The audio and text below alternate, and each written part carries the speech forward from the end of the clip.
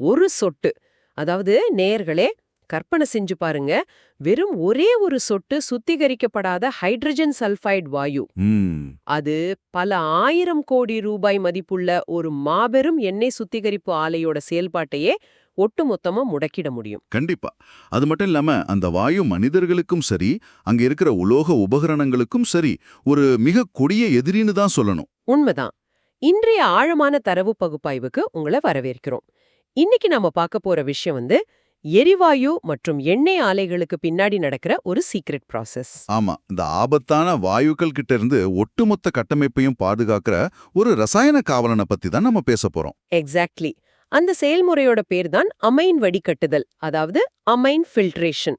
நம்ம கையில இருக்கிற தரவுகள் இந்த தொழில்நுட்பத்தோட மிக நுட்பமான விஷயங்களை நமக்கு விளக்குது. இந்த தரவுகளை படிக்கும்போது நான் ரொம்ப சுவாரஸ்யமா இருந்துச்சு. ஏன்னா இப்போ பூமியில இருந்து நாம வெட்டி எடுக்கிற இயற்கை எரிவாயுவோ அல்லது கச்சா எண்ணெயோ அது நேரடியா பயன்படுத்தக்கூடிய நிலையில இருக்காது இல்லையா? ஆமா, இருக்காது. அதுல ஹைட்ரஜன் சல்பைடு, அதாவது H2S, அப்புறம் கார்பன் டை ஆக்சைடு அதிக அளவுல கலந்திருக்கும். தொழில்துறையில இத புளிப்பு வாயு, அதான் சோர் கேஸ் அப்படின்னு சொல்றாங்க. சோர் கேஸ் பேருக்கேத்த மாதிரி இது ரொம்ப தீவிரமான அமிலத்தன்மை கொண்டதுன்னு தரவுகள்ல பார்த்தேன். நிச்சயமா. எஃகு குழாய்களை கூட மிக வேகமா அறுத்து ஓட்ட போட்டுடக்கூடிய அளவுக்கும் இதுக்கு திறன் இருக்கு. ஓஹோ. இந்த அமில வாயுக்களை பிரித்தெடுத்து அதை இனிமையான வாயுவா, அதாவது ஸ்வீட் கேஸா மாத்துறதுதான் இந்த அமைன் சிஸ்டத்தோட முக்கியமான வேலை. இப்போ நேர்பலை, நீங்க இத ஒரு மாபெரும் தொழில்துறை வாட்டர் ஃபில்டர், அதாவது தண்ணீர் சுத்திகரிப்பு எந்திரம் மாதிரி கற்பனை செஞ்சுக்கலாம். ஆனா இங்க தண்ணீருக்கு பதிலா நம்ம ஆபத்தான வாயுக்களை சுத்திகரிக்க போறோம். கரெக்டான ஒப்பீடு. ஆனா இது வெறும் சுத்திகரிப்பு மட்டும் கிடையாது. இது கோடிக்கணக்கான ரூபாய் மதிப்புள்ள உபகரணங்களை பாதுகாக்கிற ஒரு கவசம். ஓகே. அப்போ வடிகட்டுதல் பத்தி பேசுறதுக்கு முன்னாடி அந்த அமீன் அப்படின்ற ரசாயன திரவத்தை நம்ம கொஞ்சம் ஆழமா புரிஞ்சுக்கணும். கண்டிப்பா. தரவுகள்ல MEA, TEA, அப்புறம் MTEA அப்படின்னு நிறைய அமீன் வகைகளோட பெயர்கள் இருந்துச்சு. மேலோட்டமா பார்த்தா எல்லாமே ஆசிட்ட உறிஞ்சும் திரவங்கள் தானோன்னு தோணுது. ஆரம்பத்துல அப்படிதான் தோணும். ஆனா ஒரு பொறியாளர், அதாவது ஒரு இன்ஜினியர், எதன் அடிப்படையில இதுல ஒன்ன மட்டும் தாளைக்கு தேர்ந்தெடுக்கிறாரு? இதுக்கு நடுல இருக்கிற வேதியியல் வித்தியாசம் என்ன? அது ஒரு மிக முக்கியமான பொறியியல் முடிவுன்னு சொல்லலாம்.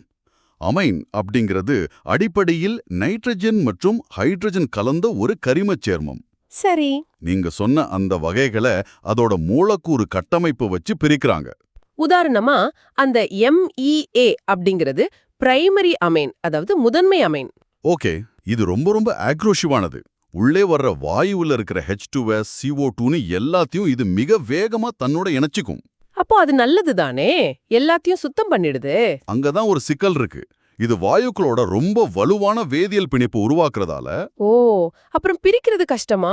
ஆமா, அப்புறம் அந்த வாயுக்களை அமைன்ல இருந்து பிரிச்செடுக்க அதிக வெப்ப சக்தி தேவைப்படும். புரியுது. அதாவது எல்லாத்தையும் வாரி சுருட்டுற ஒரு வலை மாதிரி இந்த MEA வேலை செய்யுது. ஆனா அதுல இருந்து மீன்களை பிரித்தெடுக்கிறது கஷ்டம், கரெக்டா? ரொம்ப சரியான உதாரணம். அப்படி என்றால் அந்த MTEA அப்படிங்கிறது எப்படி செயல்படுது? MTEA ஒரு மூன்றாம் நிலை அமைன், அதான் டெர்ஷியரி அமைன். இது ரொம்ப சாமர்த்தியமானது. ஓஹோ, அது எப்படின்னு கொஞ்சம் விளக்குங்க. அதாவது இது தேர்ந்தெடுக்கப்பட்ட உறிஞ்சும் தன்மையை கொண்டது. இது ஹைட்ரஜன் சல்பைடை மட்டும் குறி வச்சு உறிஞ்சோம். அப்போ கார்பன் டை ஆக்சைடை விட்டுடுமா? ஆமா, CO2வை பெருமளவு கண்டுகொள்ளாம விட்டுடும். சில ஆலைகள்ல CO2 வெளியேறது ஒரு பெரிய பிரச்சனையா இருக்காது. அவங்களுக்கு H2S மட்டும் நீக்கப்பட்டா போதும் இல்லையா? எக்ஸாக்ட்லி. அந்த மாதிரியான இடங்கள்ல MTEA பயன்படுத்தப்படுது. இதோட பிணைப்பு கொஞ்சம் மென்மையானது அப்படிங்கறதால இத மீண்டும் பழைய நிலைக்கு கொண்டு வர, அதாவது ரீஜெனரேட் பண்ண குறைந்த அளவு ஆற்றலே போதுமானது. இது ஆலைகளோட எரிபொருள் செலவை பல மடங்கு குறைக்குது. நல்லா புரிஞ்சுக்க முடியுது. உள்ளே வர்ற வாயுவோட தன்மை அப்புறம் ஆலையோட பொருளாதார தேவையை பொறுத்து இந்த ரசாயன காவலனை தேர்ந்தெடுக்கிறாங்க. உண்மைதான். சரி, இப்போ நீங்க சொன்ன மாதிரி ஒரு ஸ்பாஞ்ச் எப்படி சமையலறையில அழுக்க உறிஞ்சுதோ அதே போல இந்த அமைன் திரவம் வாயுல உள்ள அமிலத்தன்மையை உறிஞ்சிடுச்சு. இது ஒரு எக்ஸோதெர்மிக் ரியாக்ஷன், அதாவது இந்த செயல்பாட்டின் போது அதிக வெப்பம் வெளியாகும் தரவுகள் சொல்லுது. ஆமா, நிறைய வெப்பம் உருவாகும். ஆனா தொடர்ந்து இந்த வேலையை செஞ்சுக்கிட்டே இருக்கும்போது இந்த அமைன் திரவம் எப்படி அசுத்தமாகுது? ஸ்பாஞ்ச் அழுக்க உறிஞ்சிக்கிட்டே இருந்தா என்ன ஆகும்? ஒரு கட்டத்துல ஸ்பாஞ்சே அழுக்காயிடும் இல்லையா? அதுதான் இங்கேயும் நடக்குது. அதான் தரவுகள்ல வெப்பத்தால் நிலைபெறும் உப்புக்கள், அதாவது ஹீட் ஸ்டேபிள் சால்ட்ஸ் அப்படின்னு ஒரு வார்த்தை அடிக்கடி வருது. சாதாரண உப்புக்கும் இதுக்கும் என்ன வித்தியாசம்? சாதாரண உப்பு நாம தண்ணியில கரைச்சு அப்புறம் கொதிக்க வச்சா தண்ணீர் ஆவியாகி உப்பு மட்டும் தங்கிடும், கரெக்டா? ஆமா. ஆனா இங்க நடக்கிற வேதியியலே வேற. அமீன் திரவத்துக்குள்ள கொஞ்சமா ஆக்சிஜன் கசிந்து விட்டாலோ அல்லது அதிக வெப்பத்துல அமீன் சிதைய தொடங்கினாலோ என்னாகும்? அந்த ஆக்சிஜன் ஹைட்ரஜன் சல்ஃபைடோட சேர்ந்து சில கொடிய அமிலங்களை உருவாக்குது. உதாரணமா ஃபார்மிக் அமிலம், அசிட்டிக் அமிலம் மாதிரி. ஓ, இது புது பிரச்சனையா இருக்கே. ஆமா, இந்த அமிலங்கள் அமைன் மூலக்கூறுகளோட ரொம்ப வலுவா பிணைந்து உப்புகளை உருவாக்குது. இந்த உப்புகளை சாதாரணமான வெப்பத்தை கொடுத்து பிரிக்கவே முடியாது. ஆக அந்த அமைன் மூலக்கூறுகள் நிரந்தரமா சிறைப்பிடிக்கப்பட்டிருது. அவைகளால் இனி அமில வாயுக்களை உறிஞ்ச முடியாது, சரிதானே? துல்லியமான கணிப்பு. இந்த ஹீட் ஸ்டேபிள் சால்ட்ஸ் அமீனோட உறிஞ்சும் திறனை முற்றிலுமா முடக்கிடுது. அது மட்டும் இல்லாம இந்த உப்புக்கள் அரிக்கும் தன்மையும் அதிகமாக்கும் படிச்சேன். கண்டிப்பா. திரவத்தோட அரிக்கும் தன்மைய, அதாவது கரோசிவிட்டிய பல மடங்கு அதிகமாக்கி ஆலையோட எஃகு குழாய்களை உள்ளிருந்தே தின்னத் தொடங்குது. ரொம்ப ஆபத்தானது. ஆமா, இந்த குழாய்கள் அரிக்கப்படுறதால அதிலிருந்து வெளியேற இரும்பு துகள்கள் இரும்பு சல்ஃபைடா மாறி திரவத்துல மிதக்கத் தொடங்குது. இரும்பு சல்ஃபைடு, இதுதான் அடுத்த மிகப்பெரிய பிரச்சனைக்கு காரணமா அமையுதுன்னு நினைக்கிறேன். நீங்க எதை சொல்றீங்க? தரவுகள்ல என்ன ரொம்ப சிந்திக்க வச்ச ஒரு விஷயம் நுரைத்தல், அதாவது ஃபோமிங். ஆஹா, ஃபோமிங் ஆலை மேலாளர்களோட மிகப்பெரிய தலைவலி அதுதான். அமைன் திரவம் நுரைக்க தொடங்கும்னு அதுல சொல்லியிருந்தாங்க. ஆனா எனக்கு என்ன சந்தேகம்னா, நுரைக்கிறது அப்படிங்கறது கேட்க ஒரு சாதாரண சோப்பு குளியல் மாதிரி தானே தெரியுது. ஒரு பெரிய தொழிற்சாலை பின்னணியில பல 100 வளிமண்டல அழுத்தத்துல இயங்குற ஒரு கோபுரத்துல இது ஏன் அவ்வளோ பெரிய ஆபத்தா கருதப்படுது? அதுக்கு காரணம் இருக்கு. நுரைப்பது அப்படிங்கிறது வேதியியல் ரீதியா மேற்பரப்பு இழுவிசை, அதாவது சர்ஃபேஸ் டென்ஷன் பாதிக்கப்படுறதால நடக்குது. ஓகே. தூய்மையான அமைன் திரவம் நுரைக்காது. ஆனா நம்ம முன்னாடி பேசின அந்த மிக நுண்ணிய இரும்பு சல்ஃபைடு துகள்கள் இருக்குல்ல, ஆமா, அது அல்லது வாயுவோடு கலந்து வர்ற திரவ ஹைட்ரோ கார்பன்கள், அதாவது எண்ணெய் பிசுபிசுப்பு, இதெல்லாம் அமைன் திரவத்துல கலக்கும்போது திரவத்தோட மேற்பரப்பு இழுவிசையை அது மாத்திடும். அப்போ வாயு மேல வரும்போது என்னாகும்? வாயு திரவத்தின் வழியே மேலே வரும்போது குமிழிகள் உருவாகும். ஆனா அந்த மாசுகளின் காரணமா இந்த குமிழிகள் உடைந்து போகாம அப்படியே ஒன்னு மேல ஒன்னா சேர்ந்து ஒரு மாபெரும் நுரையடுக்கா மாறிடும். இதத்தான் ஸ்டேபிள் ஃபோம் அப்படின்னு சொல்றாங்களா? ஆமா, அதுதான். இத படிக்கும்போது எனக்கு ஒரு கேள்வி வந்துச்சு. நுரை உருவாகி திரவத்தின் மேல மிதக்குதுன்னா அதனால என்ன பெரிய பாதிப்பு? வாயு எப்படியும் அந்த நுரையை தாண்டி தானே மேல போகணும். இங்க சொல்ற மாதிரி அங்க வாயு செல்வதற்கு எந்த தடையும் இல்ல. ஆனா சுத்திகரிப்பும் நடக்காது. ஏன் நடக்காது? அமைன் திரவம் அமிலத்தை உறிஞ்சணும்னா வாயுவும் திரவமும் நேரடியா அதிகபட்ச பரப்பளவுல, அதாவது மேக்சிமம் சர்ஃபேஸ் ஏரியாவுல ஒன்னோடு ஒன்னு உரசணும். ஆமா, அப்பதானே பிணைப்பு ஏற்படும். கரெக்ட். ஆனா இந்த அடர்த்தியான நுரை வாயுவுக்கும் திரவத்துக்கும் இடையே ஒரு பிசிக்கல் பேரியர், அதாவது ஒரு பௌதிக தடுப்பா மாறிடுது. ஓ, தொடர்பு துண்டிக்கப்படுது. எக்ஸாக்ட்லி.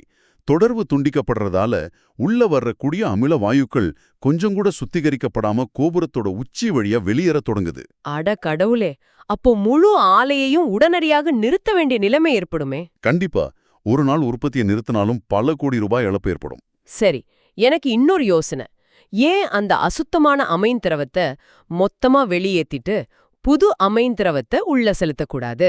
அது ரொம்ப சுலபமான வழியா தோணும். ஆனா ஒரு நடுத்தர அளவிலான சுத்திகரிப்பாலையில் உள்ள அமைன் திரவத்தோட மொத்த கொள்ளளவை, அதாவது அதோட இன்வென்ட்ரிய மாத்துறதுக்கு பல மில்லியன் டாலர்கள் செலவாகும். ஓஹோ, அவ்வளவு விலை உயர்ந்ததா அந்த ரசாயனம்? ஆமா, அதை ஒரு முறை பயன்படுத்திட்டு வீசெறியறது அப்படிங்கிறது பொருளாதார ரீதியா தற்கொலைக்கு சமம். இங்கதான் நாம நமது தரவுகளோட மையப்பகுதிக்கு வரோம்னு நினைக்கிறேன். வடிகட்டுதல், அதாவது ஃபில்ட்ரேஷன். ஆமா, அந்த விலைமதிப்பற்ற அமைன் திரவத்தை காப்பாத்தி மீண்டும் மீண்டும் சுழற்சியில பயன்படுத்த ஒரு 3 கட்ட தூய்மையாக்கல் முறைய ஆலைகள் பின்பற்றுது. நீங்க அந்த 3 ஸ்டெப் டீடாக்ஸ் பத்தி தானே சொல்றீங்க? கரெக்ட். இத நாம வீடுகள்ல பயன்படுத்துற 3 நிலை வாட்டர் ஃபில்டர் கூட ஒப்பிடலாம். நல்ல ஒப்பீடு. முதல் கட்டம் இயந்திர வடிகட்டுதல், அதாவது மெக்கானிக்கல் ஃபில்ட்ரேஷன்.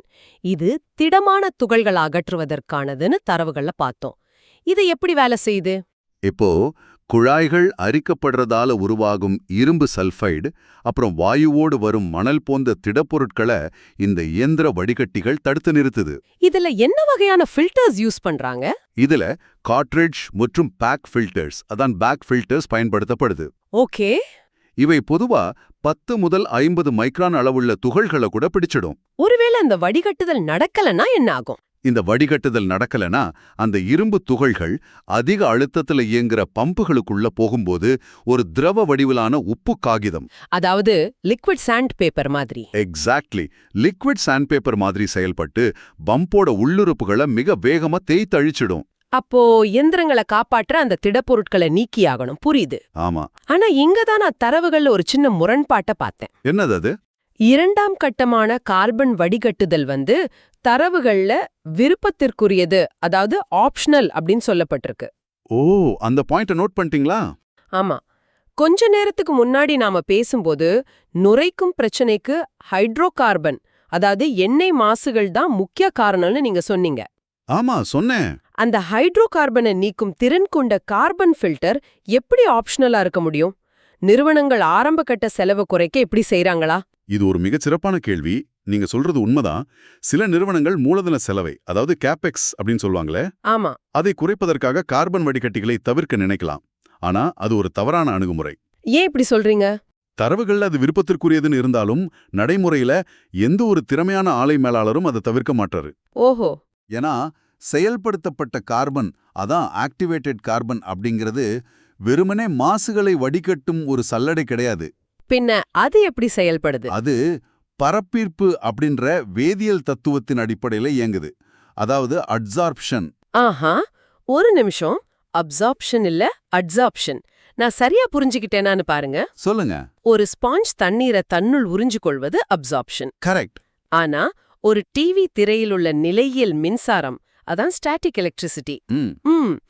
அது எப்படி காற்றுல உள்ள தூசிகளை தன் மேற்பரப்புல ஈர்த்து ஒட்ட வச்சுக்குதோ, அதுபோல கார்பன் தன் மேற்பரப்புல மாசுகளை ஒட்ட வச்சுக்கிறது தான் அட்சார்ப்ஷன். இதத்தானே சொல்றீங்க? மிக துல்லியமான விளக்கம். அந்த ஆக்டிவேட்டட் கார்பனுக்குள்ள கோடிக்கணக்கான மிக நுண்ணிய துளைகள் இருக்கு. ஓகே. அசுத்தமான அமைன் திரவம் இது வழியா பாயும்போது அதுல உள்ள ஹைட்ரோகார்பன் மூலக்கூறுகள், அந்த எண்ணெய் பிசுபிசுப்பு, ஆமா, அது வாண்டர் வால்ஸ் விசை எனப்படும் ஈர்ப்பு விசையால கார்பனோட மேற்பரப்புல அப்படியே ஒட்டிக்குது. சூப்பர்.